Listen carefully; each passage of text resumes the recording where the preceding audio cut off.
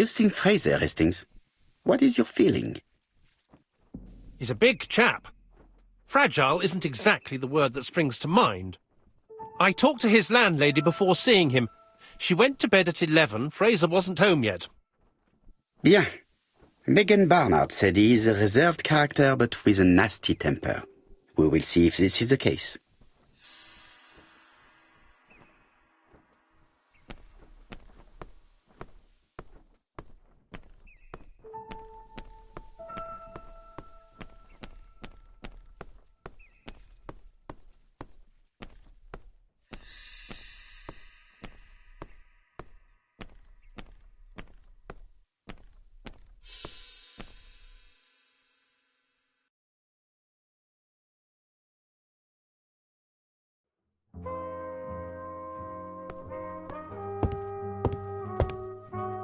How do you do, Mr. Fraser? Your Hercule Poirot. Mr. Hastings said you wanted to speak to me. Yes. I know that it may not be the right time, but I would like to ask you a few questions.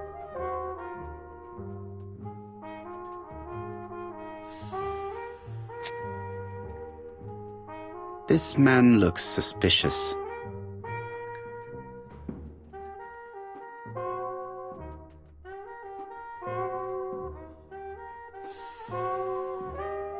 Donald Fraser is in a terrible state, as if he hadn't slept all night.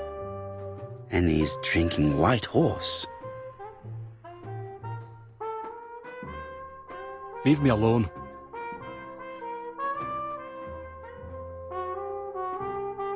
Tell me that it's a mistake, that Betty isn't dead. Sadly, your lady friend has been murdered, Mr. Fraser. Oh, Betty, if only you'd listened.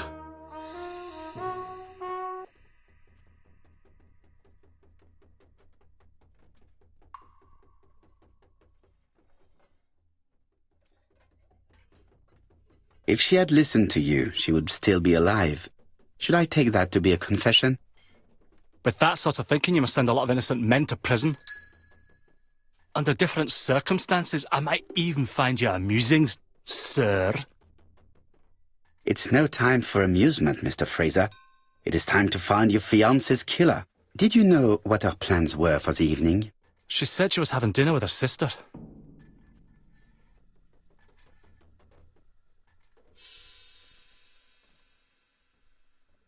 Yet, Megan only returned to Bexhill this morning, Mr. Fraser. I didn't know. Right. May I ask you what you were doing yesterday evening? I spent the evening working.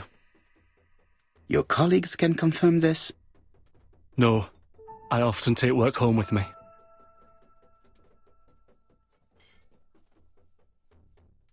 Therefore, you have no alibi, Mr. Fraser? That's right. But that doesn't make me a murderer, Mr. Poirot. I would like you to leave now, please.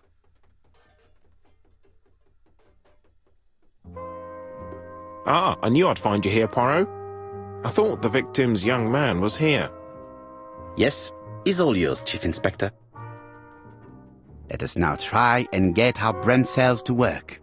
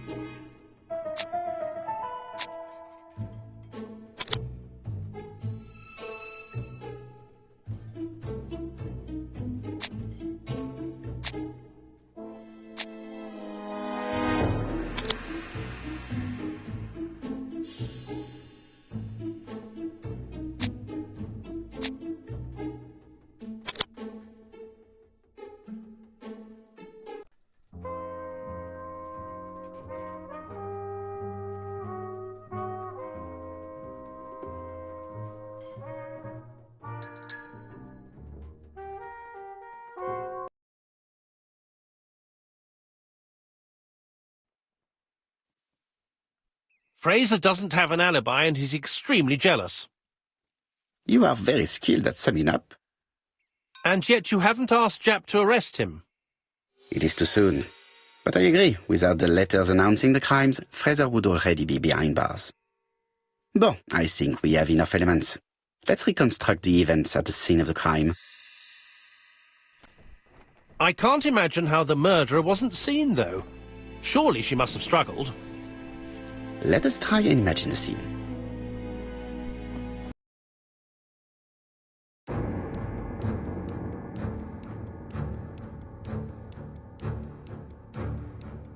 The killer and the victim are walking on the beach. Miss Betty has a bag, a belt around her waist, and carries her shoes in her hand. Both of them walk slowly to hut number 5.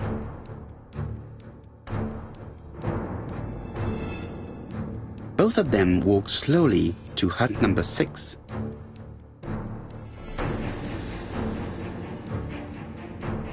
Miss Betty enters the hut. She leaves without her belongings. Then she hides a code.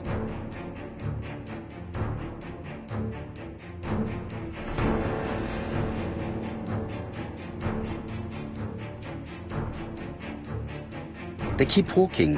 Then she removes her belt. The murderer moves behind her and then attacks her by surprise. The body falls, lifeless, on the sand. Everything appears to match the crime scene, mon cher Hastings. That is exactly what happened.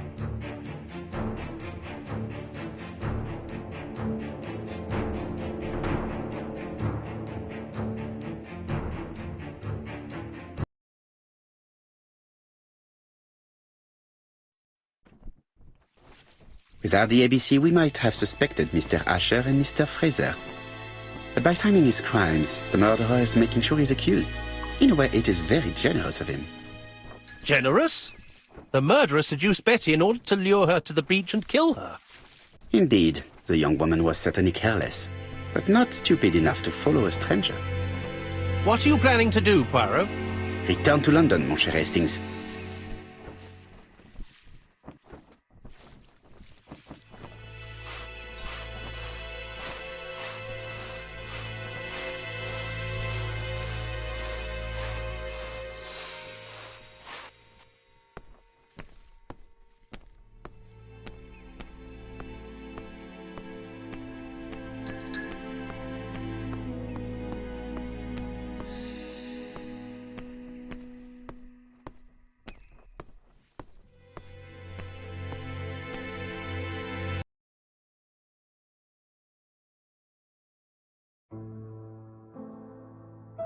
Japp has decided to reveal details to the press.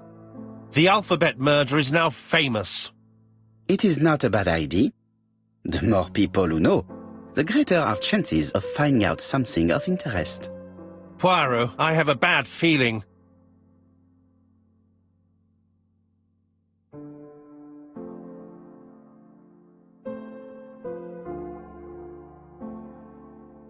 Poor Mr. Poirot, not so good at these little criminal matters as you thought yourself, are you?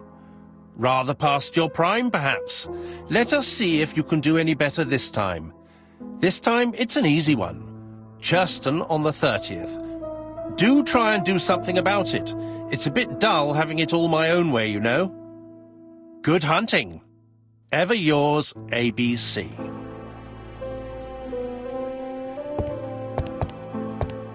Good hunting. Did you hear that, Poirot? The murderer seems to be taking it all as a game, a challenge. He will strike on 30th in Churston. We must warn Scotland Yard. Hastings, today is the 30th.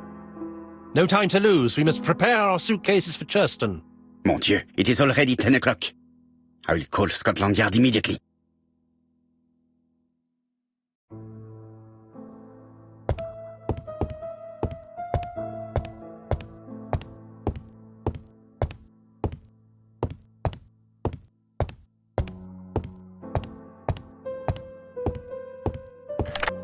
Alors, Japp, We received a new letter from ABC in the 10 o'clock post. Where and when? In Churston. Today. Today? I'll inform the population immediately. I'll check the train times. Call me back.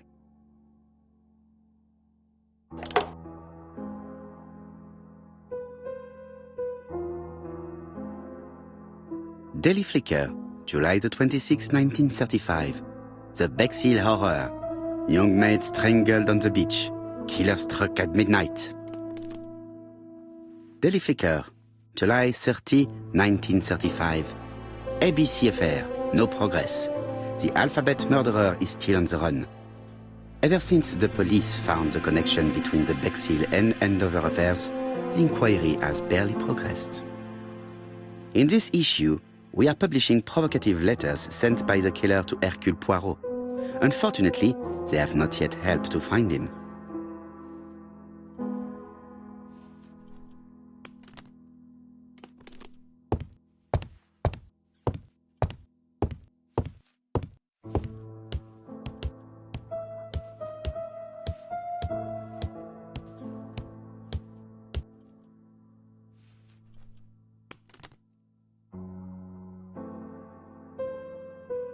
Hastings' photo album. He is very proud of his bag.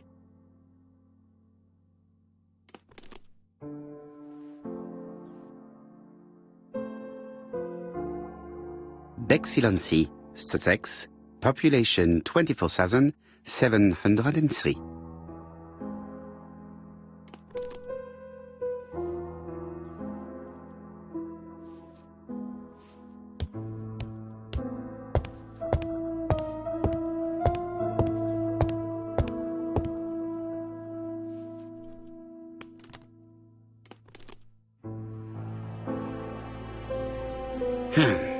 In his haste, Hastings tore the envelope.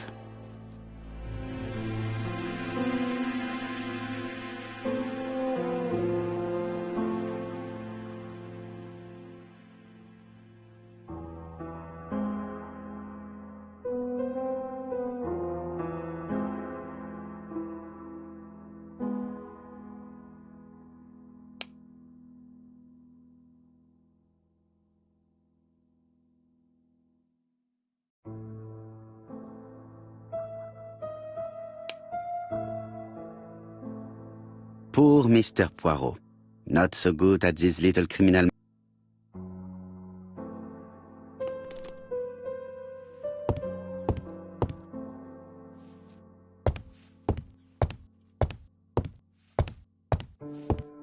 Hastings, what you are doing is an absolute disaster. That is no way to pack suitcases. Heavens, we must hurry! We have to get to Churston before the murder! Hastings' order and method are always necessary, regardless of the circumstances. Okay. I'll let you pack them. All the same, it really is a disgrace to leave your belongings in such a mess.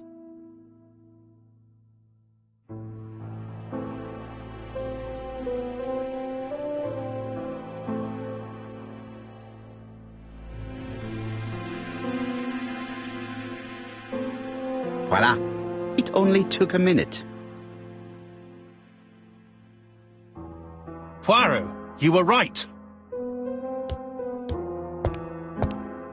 I've just consulted the ABC guide. There's no hurry. The next train doesn't leave till 11:45. You see, there is no need to hurry. We will not be in Churston until tomorrow morning, after the murder. But why has the murderer warned us so late? It's not what he usually does. Did he do it on purpose? Very good question, Hastings. We should also compare the letter we have just received with the other two, although I have very little doubt about what we will find.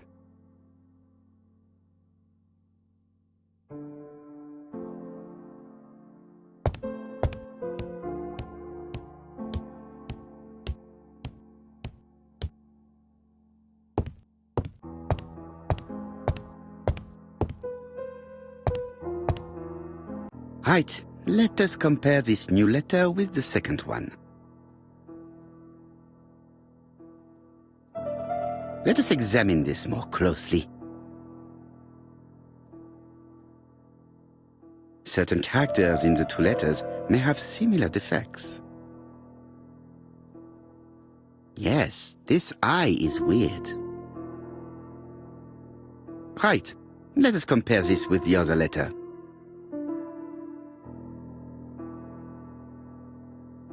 Yes, the I characters in the two letters do indeed have the same defects. I have to find some other similar defects to confirm my theory.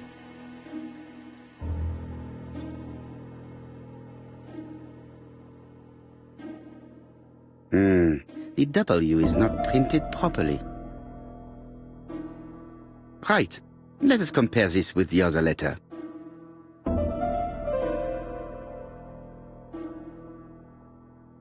Of course, the W characters in the two letters do indeed have the same defects. I have to find some other similar defects to confirm my theory.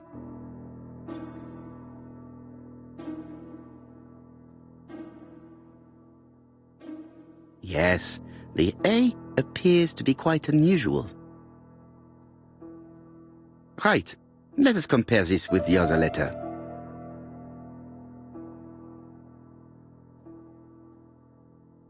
That's right. The A characters in the two letters do indeed have the same defects. My theory was right. These two letters were written with the same typewriter. Let us now try and get our brain cells to work.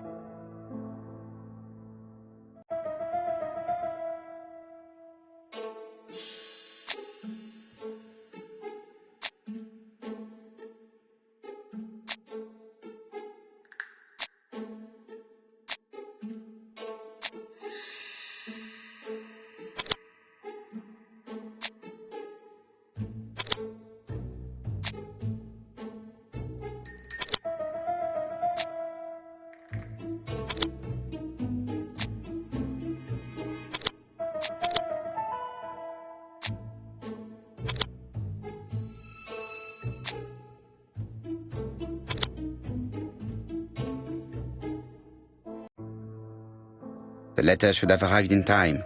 The postmark shows that it was sent 3 days ago. However, our man made a mistake in the address, which explains the delay. All the same, the post office took their time correcting the error. Come on, Poirot. Your address is not quite as well known as that of Scotland Yard. Poirot, the telephone. It must be Jap.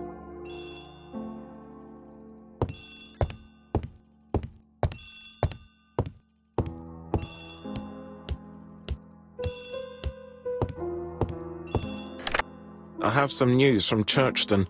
Bad news, I'm afraid. Sir Carmichael Clark was murdered while out on his evening walk. Sir Carmichael Clark. The name is familiar to me. He was a famous throat specialist, one of the best in London. A wealthy man, he retired to Combside, a beautiful house by the sea. He collected antiques. Are you going there? Yes, let's meet on the train.